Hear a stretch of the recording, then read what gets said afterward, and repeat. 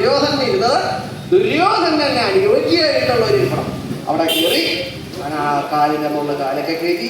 അമർഷമുണ്ട് ദുര്യോധനെ. ഇവയെ കാണാൻ വന്നതിൻ്റെ ഭക്ഷണം. താല്പര്യമില്ലാത്ത വിഷയത്തിനാണ് പുറപ്പെടിയില്ലായിരുന്നത്.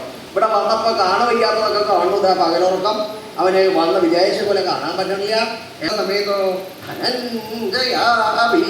അർജുനനാകട്ടെ ദുര്യോധനൻ അവിടുന്ന് പുറപ്പെട്ട അതേ കാലത്ത് അതേ കാലത്ത് തന്നെ അർജുനനും പുറപ്പെട്ടേക്കുന്നത്. അർജുനന്റെ അവസ്ഥ എന്താ എന്നാണെങ്കിൽ നിഭൃതമാകും വണ്ണം അർജുനനും ഉപസംഗമിച്ചു. അർജുനനും അവിടേക്ക് എത്തി. എങ്ങനെ നിഭൃതമായിട്ടോ എന്ന് പറഞ്ഞാൽ എളുപ്പമായിട്ട് അതിവേഗത്തിലെത്തി. എന്താ ഈ അതിവേഗത്തിലെന്ന് പറയാൻ കഴിഞ്ഞാൽ അർജുനൻ കുറച്ച് വൈകി അവിടെ എത്തി. രാജധാനിയുടെ ബഹിർഭാഗത്തങ്ങനെ എത്തി. അർജുനന്റെ കൂടെ അനവധി ആളുകളൊന്നുമില്ല, അർജുനൻ മാത്രമേ ഉള്ളൂ. രഥം ഓടിച്ച് അവിടെ എത്തിക്കഴിഞ്ഞ് കുറച്ച് നോക്കിയപ്പോഴാണ് വലിയ സൈന്യമൊക്കെ വരിവരിയിരിക്കുന്നു. അധികമായിട്ടുള്ള രഥം, അനവധി ആളുകൾ. അപ്പൊ ഏതൊരു മഹാകേമം വന്ന ലക്ഷണമൊക്കെ ഉണ്ടാ.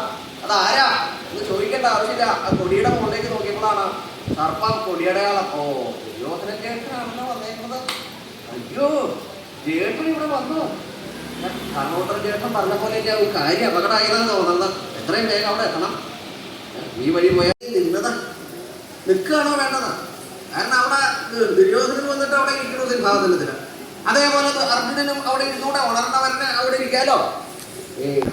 ശ്രീകൃഷ്ണനോ തന്റെ പള്ളിവെത്തമേ ശയിക്കുന്ന സമയത്ത് ഭഗവത് സഹായത്തിനായി കൊണ്ടുവന്നിട്ടുള്ള ദുര്യോധനൻ ഭഗവാന്റെ ശിരോഭാഗത്തും ഭക്തോത്തമനായിട്ടുള്ള അർജുനൻ ഭഗവാന്റെ കാട്ടിലും ഭഗവാൻ വരുന്ന സമയത്തെ പ്രതീക്ഷിച്ചു കൊണ്ടുവർത്തിച്ചത് പ്രകാരമെല്ലാം ഭഗവത്സലനായ ഭഗവാൻ ശ്രീകൃഷ്ണൻ ഭഗവാന്മാരെ രക്ഷിക്കട്ടെ.